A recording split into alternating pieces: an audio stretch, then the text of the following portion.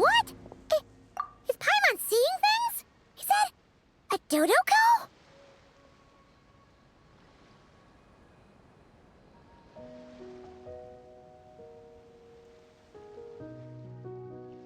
No! There really is a Dodoko over there! And it looks just like... It looks like Barbeloth!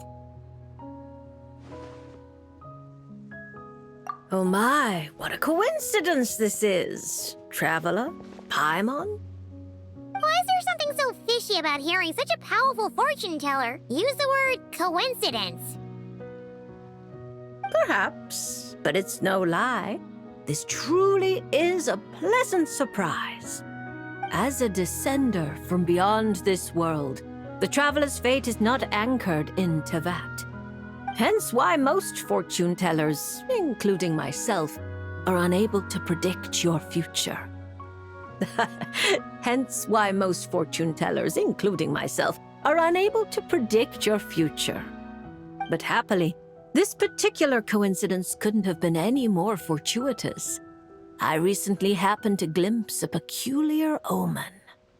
And since I had some free time, I decided to perform a brief divination and follow the omen's course. Just for a spot of fun, you understand. Oh yes, and while I was following this omen, I caught a few ethereal threads of fate and glimpsed the faces of their owners. Here, take a look for yourselves.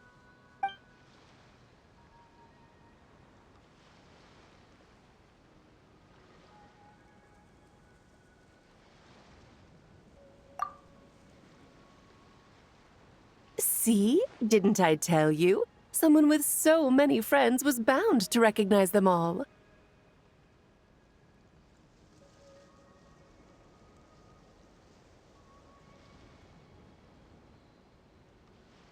Hi, you two.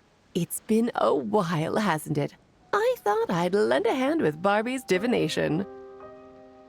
Indeed, if Alice hadn't insisted, I'd have treated these names as minor variables and discarded them from the divination. But then you would have missed out on this fun little excursion, wouldn't you? Besides, as mages, we couldn't possibly disappoint the little cuties involved in the prophecy now, could we? It's the dream of every child to receive wonderful gifts, go on grand undertakings, and watch mysterious prophecies unfold. Which is all to say, we simply had to see this one through. And there's no point arguing with Alice.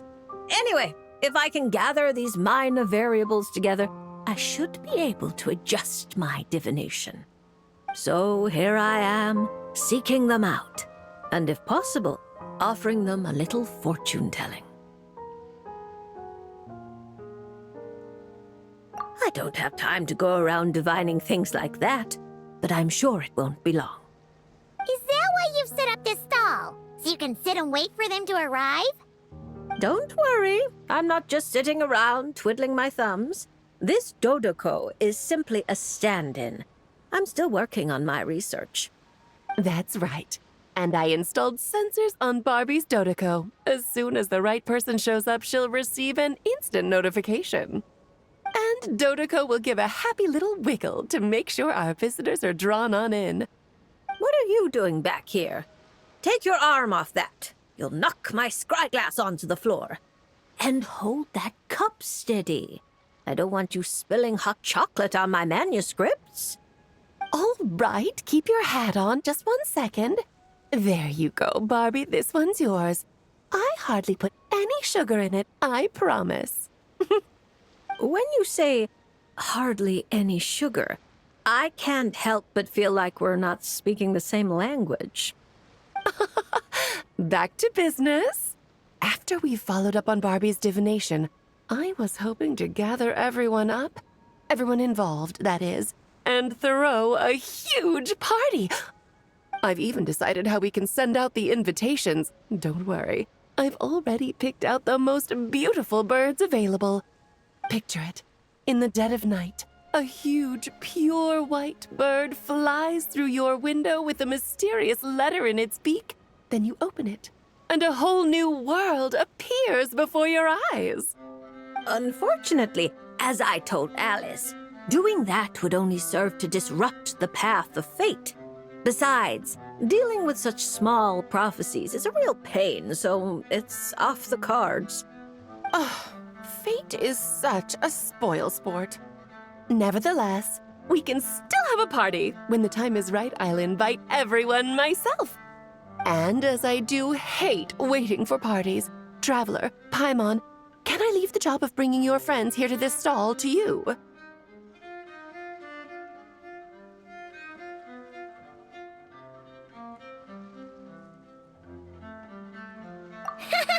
Then we'd be the ones disrupting the path of fate, right?